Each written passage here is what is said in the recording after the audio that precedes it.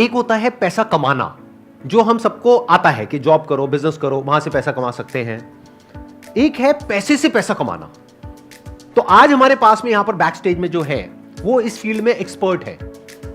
Let's give an energetic and warm welcome to the one and only Pranjal Kamra.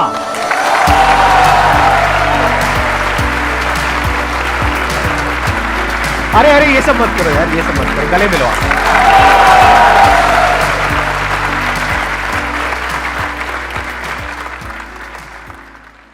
कितने लोग पहचान गए इनको शक्ल से? सब पहचानते हैं आपको। जब इन्होंने हमको ईमेल किया और हमारी टीम ने बताया कि आने वाले हैं, तो पहले मैंने कुछ वीडियोस आपकी देखी थी, लेकिन अभी पिछले कुछ दिनों में तो काफी सारी देख ली। तो मैंने एक चीज ऑब्जर्व करी इनके बारे में जो बहुत ही अच्छी क्वालिटी है, वो ये है कि ज्यादातर लोग स्टॉक मार्केट में जो बात करते हैं वो दो तरीके से करते हैं। या तो इट्स ड्रिवन बाय ग्रीड और बाय फियर। यानी कि अगर आप अपने घर में जाकर के किसी से बात करोगे कि भाई स्टॉक मार्केट में पैसा लगाना है, तो क्या मिलता है सामने से? पैसा डूब जाएगा, बर्बाद हो जाओगे, लुट जाओगे, ये हो जाएगा, वो हो जाएगा। जो उन्होंने कहानियां सुनी है, आपको भी 10-15 कहानियां सुना देंगे और आपको डरा देंगे। तो या तो लोग डर से ऑपरेट करते हैं। दूसरी एक एक्सट्रीम है जो मैंने देखा यूट्यूब पे बहुत लोग कर रहे हैं, वो है डेली बेसिस पे आपको टिप देते रहते हैं कि आज ये खरीद लो, ये कल इतने का हो जाएगा, परसों इतने का हो जाएगा। उनसे पूछो आपने खुद खरीदा है? तो वो खुद नहीं खरीदते, टिप देते हैं और फिर लोग फंस जाते हैं। इसको बोलते हैं स्पेक्यूलेशन। पर जो स्टॉक मार्केट का असली मतलब है वो है कि आप एक कंपनी के अंदर शेयर होल्डर बन रहे हो। मतलब उस कंपनी के जब आपके पास में शेयर्स आते हैं तो एक्चुअल में आप मालिक हो उस कंपनी के। तो ये बात समझाने का काम ये कर रहे हैं और बहुत अच्छे से कर रहे हैं। मैं सोचा था कभी आपका ऑटोग्राफ मिल जाएगा, कभी दूर से भी दिख जाओगे ना तो बहुत बड़ी बात हो जाएगी। इससे अच्छा क्या हो सकता है? सो जब मेरी कलीग ने, हमने रिक्वेस्ट भेजी यहाँ आने की, मेरी कलीग ने बोला कि संदीप माहेश्वरी डन, तो कहा क्या बात कर रही है। उतना एक्साइटमेंट मैंने ऑफिस में भी कभी नहीं दिखाया है और दिस इज अनबिलीवेबल सर।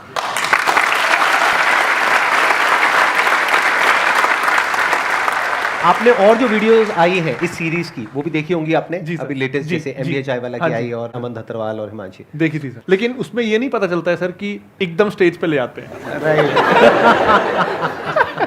आपको एक मजे की बात बताता हूँ, ये सीधा अभी मेरे को डायरेक्टली यहाँ पर स्टेज पे मिल रहे हैं। हम पहले से इसलिए नहीं मिले ताकि स्पॉन्टेनिटी बनी रहे, क्योंकि अगर हम पहले से मिल लेते, आधी से ज्यादा बातें कर लेते, फिर यहाँ पे आकर के एक्टिंग करनी पड़ती। अच्छा, आपका इसके बारे में क्या ख्याल है? तो वो नकली हो जाता है। अभी जो कुछ होगा असली होगा।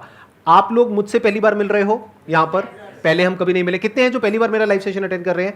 ऑलमोस्ट सब। और ये भी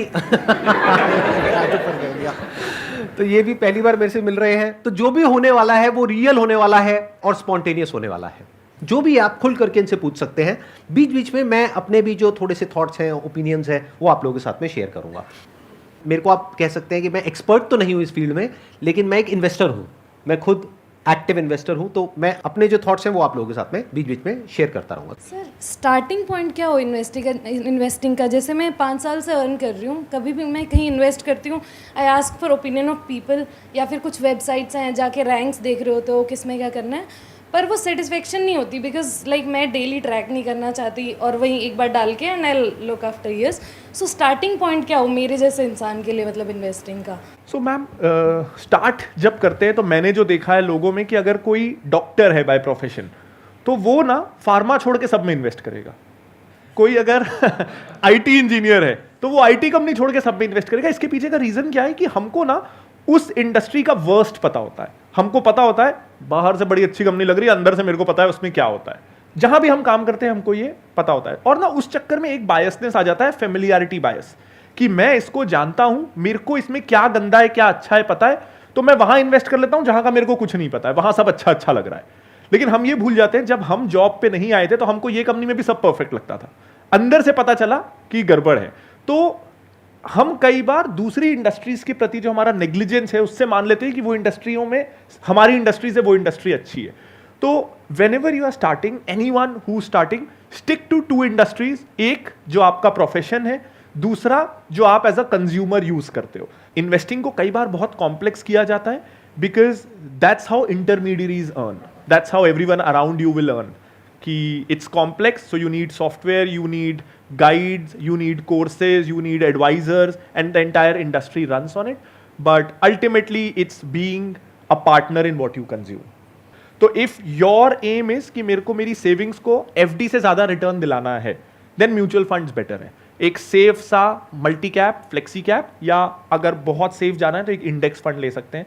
तो फ्लेक्सी कैप या इंडेक्स फंड मैं आपकी जगह होता, और अगर मेरे को सीखने में इंटरेस्ट नहीं है, क्योंकि ये है ना, वो जो घंटे आपने स्टॉक्स पिक करने में लगाए, उससे आप अपनी फील्ड में कोई अगर स्किल एनहांसमेंट कोर्स कर लेते तो शायद आपका रिटर्न और ज्यादा हो जाता।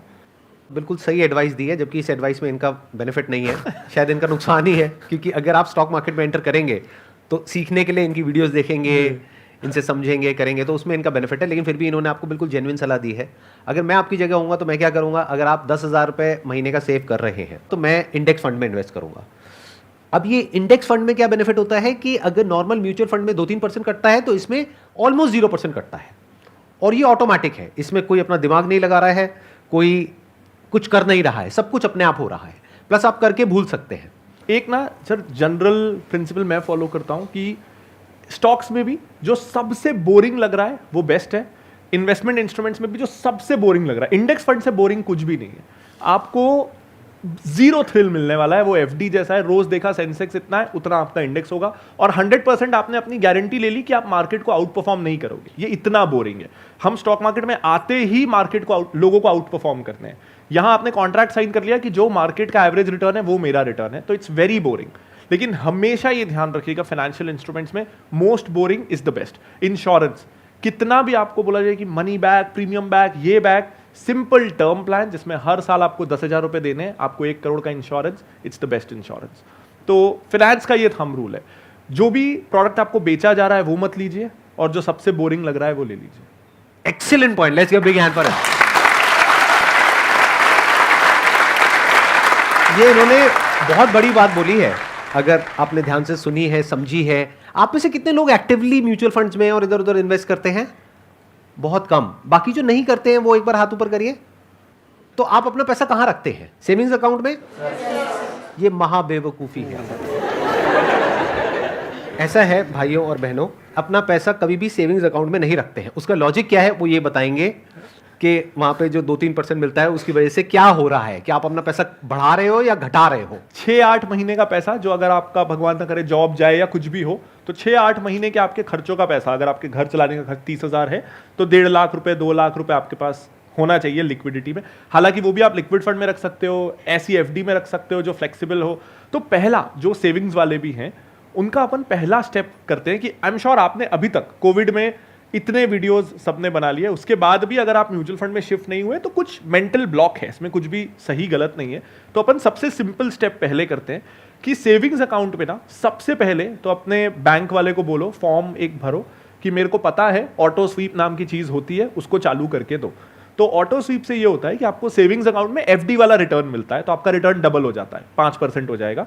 और सेविंग्स अकाउंट की फ्लेक्सिबिलिटी होती है, तो आप वैसे ही डेबिट कार्ड से स्वाइप कर सकते हो, एटीएम से निकाल सकते हो, जितने दिन वो पैसा रहा अकाउंट में उतने दिन उसमें एफडी का इंटरेस्ट मिलेगा।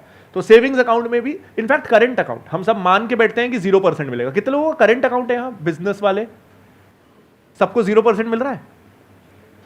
तो करंट अकाउंट में भी 5% इंटरेस्ट मिलता है। सिर्फ अपने बैंक वाले को बोलना है कि ऑटो स्वीप होता है, मुझे पता चल चुका है, मैं संदीप सर के शो में आ गया था। तो प्रांजल जी ने सारा जो आपका सीक्रेट है वो खोल दिया है। इनफैक्ट सर, जब मैं, आपने ये बोला, तो जब मैं बुक के लिए रिसर्च कर रहा था तो मुझे भी ये पता नहीं था, और मुझे पता चला कि हमारी जब रिटायरमेंट के समय जो टोटल नेटवर्थ होती है उसका 40% इस बात पे डिपेंड करता है कि हमने हमारे बचाए हुए पैसे का क्या किया।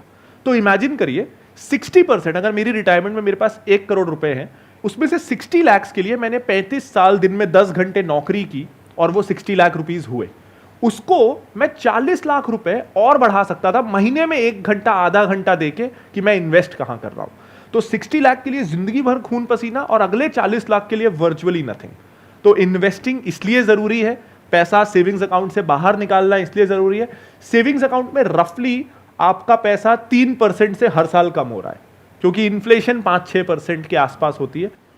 महंगाई बढ़ रही है, ये हम सबको पता है, सब्जियों के, पेट्रोल के, हर चीज का भाव बढ़ रहा है। तो अगर आपका पैसा उसके साथ ग्रो नहीं करेगा तो मतलब आप पहले से गरीब हो रहे हो। आज जो चीज 100 में मिल रही है, आप चाहो ना चाहो अगले साल वो 105 में मिलेगी, और वो तो मिलेगी ही। महंगाई ने अपनी एफडी करा रखी है, आप अपनी एफडी करा के 100 को 105 करोगे कि नहीं, ये आपकी चॉइस है। तो महंगाई की एफडी से मुकाबला करने के लिए हमको कम से कम वर्स्ट केस एफडी तो करनी है, तब हम बराबर है, तब हम हर साल महंगाई के बराबर है, तभी भी हम ग्रो तो नहीं कर रहे, हमारा पैसा काम नहीं कर रहा, लेकिन हम कम से कम और गरीब नहीं हो रहे। सो अब क्लियर है कि क्यों सेविंग्स अकाउंट सफिशिएंट नहीं है। सेविंग्स अकाउंट आपको हर साल 2.5-3% पहले से गरीब कर रहा है। मतलब आज जो 10 लाख की वैल्यू है वो 20 साल बाद 30 लाख की वैल्यू होगी, तो आपको दिमाग ये लगाना है कि मैं 1 करोड़ कैसे करूं। सिंपल अगर कैलकुलेशन बोला जाए, अगर आप 10,000 रुपए महीना किसी म्यूचुअल फंड में या किसी इंडेक्स फंड में आंख बंद करके लगाते रहते हो बिना ये दिमाग लगाए कि मार्केट क्या है क्या नहीं है, तो अगले 20 साल में इट्स एज पर कैलकुलेशंस, और ऐसे बहुत सारे कैलकुलेटर्स हैं, आप गूगल में जाकर के सर्च कर सकते हैं। अगर आप 10,000 रुपए महीना लगाते रहेंगे और उस पर 12% भी रिटर्न आती है, तो अगले 20 साल में आपके पास में 1 करोड़ रुपए होगा। अगर मैं आपकी जगह होऊंगा तो मैं क्या करूंगा, ना मैं मार्केट देखूंगा, ना मैं इधर उधर दिमाग लगाऊंगा, मैं सिर्फ ये देखूंगा वॉरेन बफेट ने क्या कहा है। क्योंकि वो इंसान जिसकी खुद की कंपनी है, वो ये नहीं कह रहे कि सारा पैसा हमारी कंपनी में लगाओ, वो ये कह रहे हैं कि आप इंडेक्स फंड में लगाओ। और वो प्रैक्टिकली कई बार प्रूव भी कर चुके हैं इस कॉन्सेप्ट को कि जो एवरेज रिटर्न आती है म्यूचुअल फंड्स के थ्रू, कईयों में ज्यादा आती है, कईयों में कम, but more than 80% of the times index fund उसको बीट कर देता है। And more than 90% of the times कि जो आप इंडिविजुअली इन्वेस्ट कर रहे हो उसको इंडेक्स फंड बीट कर देगा। राइट, बिल्कुल। इसमें आपका नुकसान तो नहीं हुआ ना जो मैंने बोला? बहुत नुकसान हुआ। तो अगले 20 साल बाद आपके अकाउंट में होगा 1 करोड़ रुपए, जिस तरह से मैंने बताया है। तो उसमें से मेरा कितना है और इनका कितना है? सर 1% तो बनता है। आफ्टर दिस सेशन डील करते हैं। आफ्टर दिस सेशन डील करते हैं, मतलब नेगोशिएट करोगे? अरे हम 1% मांग रहे हैं, ज्यादा नहीं मांग रहे। मतलब 20 साल बाद 1 लाख रुपए आप मेरे को दोगे और 1 लाख रुपए इनको दोगे। यहाँ पे अभी बैठे हैं, ये लालची हो रहे हैं, मैंने टोटल 1% बोला। यहाँ पर इतने सारे लोग बैठे हैं, अगर सब ऐसा कुछ करने वाले हैं तो सबसे आधा % भी अगर हमको मिल गया 20 साल बाद, हाँ, तो हमारा तो काम हो गया। मोनिका मैम, किसी को जाने मत दीजिएगा, है ना, हम पहले साइन करवाएंगे सबसे। पहले सबसे साइन करवाएंगे कि एग्रीमेंट करेंगे, उसके बाद आप लोग यहाँ से जाएंगे। एंट्री फ्री थी, एग्जिट नहीं, जस्ट लाइक म्यूचुअल फंड।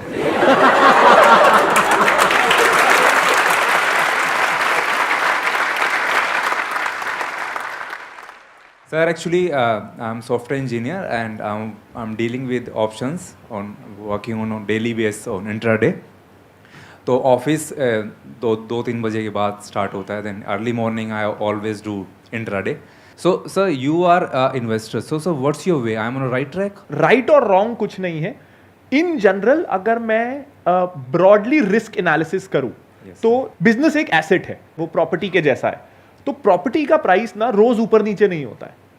क्यों नहीं होता है? क्योंकि प्रॉपर्टी के रियल टाइम प्राइसेस ऑनलाइन हर प्रॉपर्टी का दिख नहीं रहा है। मैं रायपुर से हूं, अगर मेरे शहर का भी नगर निगम के अंदर जितने लैंड के प्लॉट है उसको ऑनलाइन डाल देना और उस पर ब्रोकर्स आ जाएं कि आप ऑनलाइन वो फ्रैक्शन में प्रॉपर्टी खरीद सकते हो, तो प्रॉपर्टी का प्राइस भी रोज ऊपर नीचे होने लगेगा। आज इसलिए नहीं होता कि उतनी ट्रांसपेरेंसी और उतनी लिक्विडिटी है नहीं, वरना होने लगेगा। कोई भी एसेट क्लास को अगर हम उसके लाइव प्राइसेस यूट्यूब पे वीडियोस में, न्यूज चैनल्स में दिखाने लगे और उसका ट्रेडिंग इतना आसान बना दे कि अकाउंट ओपनिंग भी फ्री, ब्रोकरेज भी जीरो, तो हर चीज ऊपर नीचे होने लगेगी रोज। इसका मतलब ये नहीं है कि हम भी उसका हिस्सा बन जाए। ये मेरी थिंकिंग है, अगेन इसमें सही गलत कुछ नहीं है। मेरे लिए स्टॉक मार्केट जाने का सिर्फ एक मतलब है कि मैं उन बिजनेसेस में पार्टनर बन रहा हूं जो बिजनेसेस मैं खुद करना चाहता हूं, लेकिन due to lack of capital, lack of team, lack of expertise मैं खुद नहीं कर सकता। So that is investing for me. Sir मैं स्टॉक मार्केट में लास्ट 1.5 साल से काम कर रहा हूँ सर, इंट्राडे भी करता हूँ और अपना पोर्टफोलियो भी कर रहा हूँ। सर एक चीज़ ही, पेनी स्टॉक्स का सिलेक्शन कैसे करते हैं सर आप? जैसे आपने पूछा मैं कैसे पेनी स्टॉक सेलेक्ट करता हूँ, तो मैं नहीं करता हूँ, मेरे को पेनी स्टॉक्स में इंटरेस्ट ही नहीं है। अब पेनी स्टॉक क्या होते हैं पहले मैं बता देता हूँ। वो स्टॉक जो बहुत सस्ते में मिल रहे हैं, मतलब अगर मैं अच्छे शेयर खरीदने जाऊँ ना तो कई बार एक शेयर 1000 रुपये का होता है, MRF का एक शेयर 75-80 हज़ार का है। अब ये ना एक बहुत बड़ा मेंटल ब्लॉक है कि एक ही शेयर मिला और 75,000 का तो ये ऑलरेडी है, और कितना बढ़ जाएगा। हमको लगता है कि 75,000 की चीज 5 लाख थोड़ी हो जाएगी, 1 रुपए का शेयर 5 लाख हो सकता है। तो मेरे पास 1 लाख रुपए है ना, तो मैं 1 रुपए वाले 1 लाख शेयर्स ले लेता हूं। मेरे पास 1 लाख यूनिट आ गए, क्वांटिटी, हमको क्वांटिटी अच्छी दिखती है कि 1 लाख, और ये लगता है कि ये बढ़ सकता है। 1 का 2 भी हो गया ना तो पैसा डबल, और ऐसा लगता है कि 1 का 2 आसानी से हो सकता है, 75,000 वाला 1.5 लाख आसानी से नहीं हो सकता। ये एक माइंडसेट रहता है। अब ना यहाँ पे हम रियल वर्ल्ड से इसको कंपेयर करते हैं कि आप सोना खरीदोगे तो 50,000 का जरा सा एक सिक्का मिलेगा, लोहा खरीदोगे तो मतलब उठाने के लिए कुली करना पड़ेगा। तो हम लोहा खरीद के खुश तो नहीं होते, देखो मैं कितना सारा लोहा लाया, और जो सोना, छी इतना सा लाया, ऐसा नहीं करते ना। हमको पता है कि सोने की वैल्यू है और लोहा ही रहेगा, वो सोना नहीं होगा। सबसे पहला सवाल यह है कि कोई चीज अगर 1 रुपए की है तो क्यों है, उसके पीछे बहुत सारे रीजंस होंगे, वरना वो 1 रुपए में क्यों है। अच्छा, मैं थोड़ा सा यहाँ पे ऐड कर सकता हूँ पेनी सर, स्टॉक से रिलेटेड। हजारों में से कोई एक कंपनी होती है जो 1 रुपए से बढ़ करके 100 रुपए हो गई या 1000 रुपए हो गई, और हमारा दिमाग यही चलता है कि मेरा भी हो सकता है। सेम जैसे लॉटरी के केस में होता है, सेम जैसे गैम्बलिंग में होता है। करेक्ट। कि वो गैम्बलिंग में अमीर हो गया। मेरी एक बात ध्यान से सुनना, और अगर हो सके तो इसको याद रखना, ये थोड़ी सी अलग है उससे जिस तरह से हम लोगों का माइंड ऑपरेट करता है। मेरा गैम्बलिंग का सीधा सा उसूल है, मतलब इसका मतलब ये नहीं कि मैं गैम्बलर हूं, लेकिन अगर मैं कभी खेलता हूं कैसीनो में जा करके, तो मेरा सीधा सा उसूल है कि मैं जीत करके नहीं उठूंगा, क्योंकि गैम्बलिंग में वो हारता है लॉन्ग टर्म में जो शॉर्ट टर्म में जीतता है। गोवा में एक कैसीनो में हम गए और वहां पर 1000-2000 रुपए से शुरू किया, 75,000 रुपए आ गए।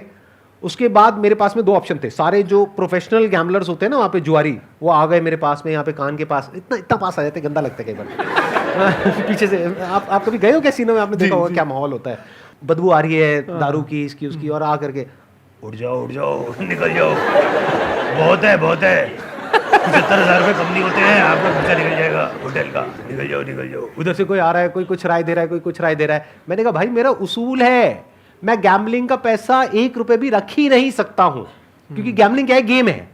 जैसे कोई गेम खेलने जाते हो, जैसे किसी अम्यूजमेंट पार्क में गए, तो वहां जाकर के ये पूछते हो कि भैया मेरे को कितने पैसे मिलेंगे, पैसे देते हो ना। तो ऐसे ही गैम्बलिंग को देखो, ये बातें मुश्किल से समझ आएंगी, बट अगर आ गई तो लाइफ में बहुत आगे जाओगे। गैम्बलिंग में वो नहीं हारता है जो हारता है, वो हारता है जो शॉर्ट टर्म में जीतता है, क्योंकि फिर वो कुछ बहुत बड़ा हारता है लॉन्ग टर्म में।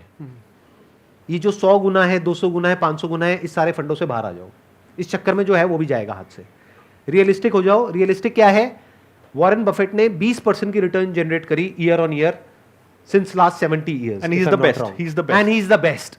और 20% बहुत होती है जब वो मल्टीप्लाई होता है ना। तो मेरी जो एक्सपेक्टेशन है वो है कि जो इन्फ्लेशन है उससे मुझे 5% ऊपर चाहिए। तो मानो आज अगर 7% है, 12% की रिटर्न आ जाती है, मैं बहुत खुश हूं। तो दिमाग ये लगाओ कि 12% कैसे आए, 15 कैसे आए। इन चक्करों में मत पड़ो कि मैं इसको इतना मल्टीप्लाई कर दूंगा, उसमें पड़ गए तो फंस जाओगे। हाँ, छोटा मोटा अमाउंट जो है आपकी सेविंग का वो आप लगा रहे हो, उसमें कोई दिक्कत नहीं है। बिल्कुल ऐसा है, आपने लाख रुपए महीने का कमाया, उसमें से 2,000 रुपए की लॉटरी की टिकट खरीद ली, दैट इज ओके। लग गई तो लग गई, नहीं लगी तो नहीं लगी। इस माइंडसेट से कर रहे हो तो ठीक है। बट अगर अपने आप को ये समझ करके कर रहे हो कि किसी और ने नहीं देखा इस स्टॉक को, मैंने डिस्कवर किया है और अब मैंने इस पे पैसा लगाया, अब देखो क्या होगा, आज ये 1 रुपए का है, कल 100 रुपए का होगा। अरे भाई 1 रुपए का 10 पैसे का भी हो सकता है। और स्टॉक मार्केट में सबसे जो मुश्किल काम है ना, बताना मैं ठीक कह रहा हूं या गलत कह रहा हूं, वो ये नहीं है कुछ करना, वो है कुछ ना करना। ये जो खुरक होती है ना हमारे अंदर, खुरक वर्ड पता है, बहुत ही प्यारा वर्ड है। एक तरह की खुजली होती है यहां पर, तो अंदर खुजली होती है, स्टॉक नीचे जा रहा है, ऊपर जा रहा है, ये हो रहा है, वो हो रहा है। तो इसको इग्नोर करके टिके रहना अपनी लॉन्ग टर्म विजन के ऊपर, लॉन्ग टर्म स्ट्रैटेजी के ऊपर, ये सबसे मुश्किल काम है। यानी स्टॉक मार्केट में अगर आप कुछ नहीं करते हो ना, जो मैंने आपको बोला है, बस उतना करते हो, यानी इंडेक्स फंड में हर महीने 10,000 रुपए लगाया और शांति से बैठ गए, 20 साल बाद आपके अकाउंट में 1 करोड़ रुपए होगा।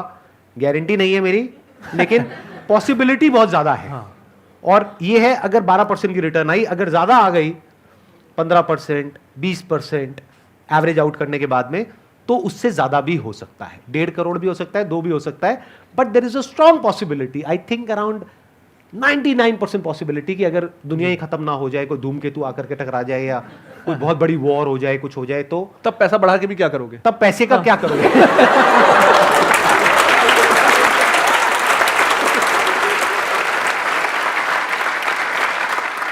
तो there is a strong possibility, 99% possibility है कि आप करोड़पति बन जाओगे आने वाले 20 साल बाद। लेकिन जो आप सोच रहे हो जिस तरीके से करोड़पति बनने का, उसमें रोडपति बनने के चांसेस ज्यादा हैं, करोड़पति बनने के कम हैं। तो थोड़ा संभल करके दोस्त, इस एज में हम कुछ गलतियां कर देते हैं। स्टॉक मार्केट वैसे बड़ी कमाल की जगह है, लेकिन इससे खतरनाक जगह भी कोई नहीं है अगर आप लालच और डर के बेस पे ऑपरेट कर रहे हो, और हम ऐसे ही ऑपरेट करते हैं। माइंड को जितना मैं समझ पाया हूं ना, वो ये है कि हम अपने फीलिंग्स के अकॉर्डिंग एक्ट करते हैं, इमोशंस के अकॉर्डिंग, और इंटेलेक्ट पीछे चला जाता है। इसके लिए सर मैं एक डिसिप्लिन रखता हूं कि मैं ब्रोकरेज ऐप अनइंस्टॉल कर देता हूं। जिस दिन खरीदना है अपने लैपटॉप को खोला, महीने में 1-2 बार खरीदना है, उस दिन खरीद लिया। मेरे फ़ोन में, हमारे ऑफिस में, इनफैक्ट आई रिमेंबर एक दिन मेरी एक स्कूल की दोस्त थी, उसने हमको ज्वाइन किया और वो मुझसे बोलती है कि प्रांजल तुम लोग फिनेंस का काम करते हो, ये कैसा ऑफिस है? ना तो यहाँ टर्मिनल है, ना CNBC चल रहा है, ना बिजनेस न्यूज़पेपर्स हैं। I think you guys really need to upgrade. तो फिर मुझे उसे 2 घंटे समझाना पड़ा कि हमारे यहाँ हम लोग मंडे से फ्राइडे मार्केट देखते ही नहीं है, क्योंकि हमारे देखने से क्या होना है, मार्केट में जो होना है वो होना है, तो मैं क्यों देख रहा हूं उसको। और उस समय अगर मैं देखूंगा जब रोज प्राइस ऊपर नीचे हो रहा है, तो मैं डर के, फियर से, इमोशन से एक्शंस लूंगा। अगर मैं सैटरडे संडे को देखूंगा, मैं आज कुछ कर ही नहीं सकता। मेरे को कोई शेयर अगर बेचना भी है, मैं सैटरडे को बेच ही नहीं सकता। तो मंडे तक मैं जब सोऊंगा उस थॉट के साथ, तो मैं रैशनली उस पर एक्ट कर पाऊंगा। तो इन अ फिनेंस कंपनी हमारे यहाँ Monday to Friday stock market देखना अलाउड ही नहीं है। एक जो सर आपने बोला था, मैं उस पर एक पॉइंट ऐड करूंगा कि कुछ ना करना, तो इसको ना हम डू समथिंग बायस बोलते हैं। बहुत बड़ी खुजली होती है ये सच में, और ना ये भी प्रोबेबिलिटी स्टैटिस्टिकली प्रूवन है इन गोल कीपिंग। जब पेनल्टी शूटआउट्स होते हैं तो स्टैटिस्टिकली अगर गोलकीपर अपनी जगह पे खड़ा रहे तो he will save 33% of the goals. ये वो AI सिमुलेशन से पता चला। लेकिन 90% of the times goalkeeper will dive either of the sides, क्योंकि अगर वो खड़ा रहे और दोनों तरफ हर 3 में से 2 गोल हो रहे हैं ना, तो ही लुक रियली स्टूपिड कि अरे खड़ा हुआ। ऑडियंस भी क्या बोलेगी, अरे सीधा खड़ा रहता है यार, इधर उधर गोल हो रहा है, जबकि स्टैटिस्टिकली वो सही चीज कर रहा है। लेकिन हम हमेशा मैथमेटिकली प्रोबेबिलिटी वाइज सोचते नहीं है। हमको ये सेटिस्फैक्शन मिलना ज्यादा जरूरी है कि हम मेहनत कर रहे हैं, भले ही हम गलत डायरेक्शन में दौड़ रहे हैं, दौड़ना उधर है, लेकिन हमको ये सेटिस्फैक्शन दौड़े तो सही ना। और एक सर जो था कि पेनी स्टॉक्स के अराउंड मैं कहना चाहता था कि सर एक क्या होता है कि पेनी स्टॉक अगर हमको मिल गया, जैसे मुझे कोई पेनी स्टॉक मिल रहा है, या आप बिगिनर्स हो, मैं भी बिगिनर हूं, हमको पेनी स्टॉक मिल गया, तो ये ना हमारा साइन ऑफ इग्नोरेंस है कि हम सोच रहे हैं हमको कोई हिडन स्टॉक मिल गया और उन लोगों को नहीं मिला जो 30 साल से मार्केट में है, जिनका दिन भर काम है इस तरह की हिडन वैल्यू स्टॉक्स को ढूंढना, हिडन बार्गेन्स को ढूंढना। और हम आज मार्केट में एंटर हुए, हमको एक लॉटरी का टिकट मिल गया, उन लोगों को नहीं मिला जिनका काम ही ये है। ये स्टैटिस्टिकली बहुत बहुत अनलाइकली है। हम अपने आप को बेवकूफ बना रहे हैं ये सोच के कि हमको कुछ मिल गया जो किसी को नहीं मिला। अगर 1 रुपए की कोई अच्छी कंपनी है, मोस्ट प्रोबेबली वो आपको लास्ट में पता चलेगी। आपको क्यों पता चलेगी? आपके ना ब्रोकर से कांटेक्ट है, ना कंपनी के ओनर से कांटेक्ट है, ना PMS से कांटेक्ट है, बैंकर्स से नहीं। आपको कैसे पता चलेगा? आपको सिर्फ वही पता चलेगा जो गलत लोग आप तक पहुंचा के आप पे डंप करना चाहते हैं। तो आपको इंफॉर्मेशन अगर मिल रही है तो वो आप तक पहुंचाई जा रही है, आपको मिली सही तरीके से नहीं है।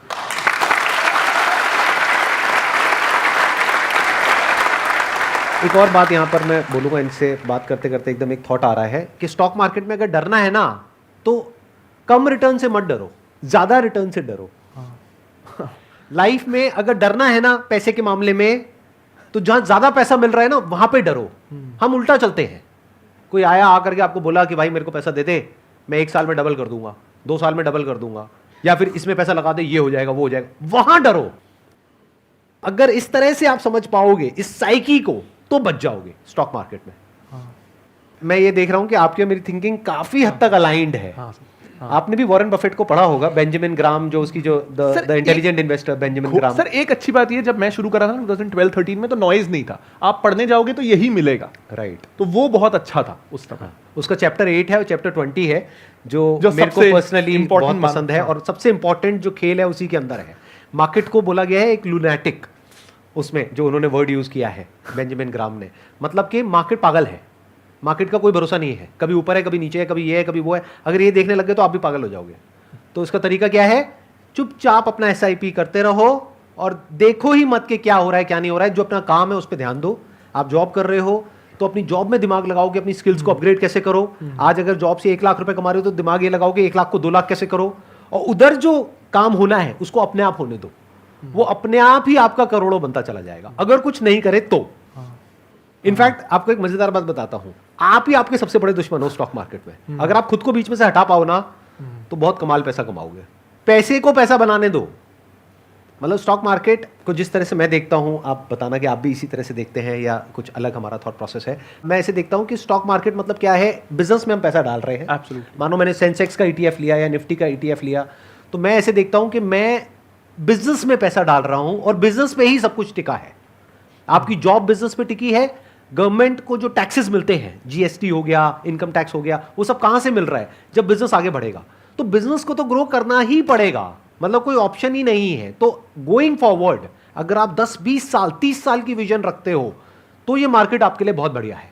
एंड दैट वे हम गोल्डन जनरेशन है। मतलब 50s 60s जो यूएस में हुआ, 70s 80s जो जापान में हुआ, India is ready in the cusp of growth. अब इंडिया की फिनोमिनल ग्रोथ के लिए हम रेडी हैं। कोई भी देश ना ग्रो तब करता है जब बेस लेवल इंफ्रा रेडी हो, ताकि सारी दुनिया आके उस पर इन्वेस्ट कर सके। आज जोमैटो हो, ओला हो, उबर हो, वो सिर्फ क्यों इसलिए वर्क कर पा रहे हैं कि हमारे पास इंटरनेट का बेस इंफ्रास्ट्रक्चर रेडी है, हर किसी के हाथ में 4G है। जब तक ये बेस इंफ्रास्ट्रक्चर ना हो, इस साल 100 यूनिकॉर्न नहीं हो पाते, उसमें से 80 I am sure internet companies होंगी। तो अब इस देश में बेस इंफ्रास्ट्रक्चर रेडी है कि आपके पास अब सड़कें हैं, हाईवे हैं, अब एयरपोर्ट्स हर जगह हैं, अच्छा इंफ्रास्ट्रक्चर है, फास्ट ट्रेन्स आ रही हैं। तो यहां से ग्रोथ आनी ही है। हमारी population now it's an advantage for us, young population है। सो अब क्यों कोई बाहर का जो डेवलप्ड देश है वहां की कंपनियां क्यों इंडिया में पैसा नहीं लगाएंगी? देयर इज नो रीजन कि वो पैसा ना लगाएं।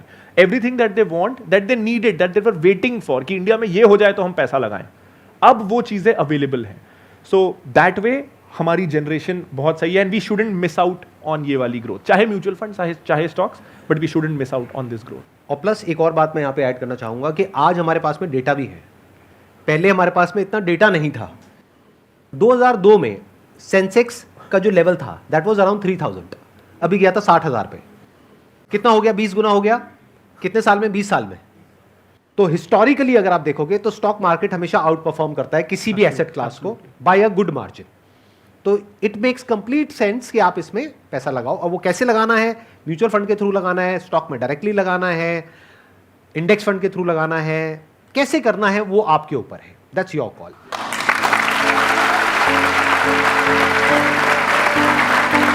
अच्छा, आपके लिए एक छोटा सा गिफ्ट है हमारी तरफ से।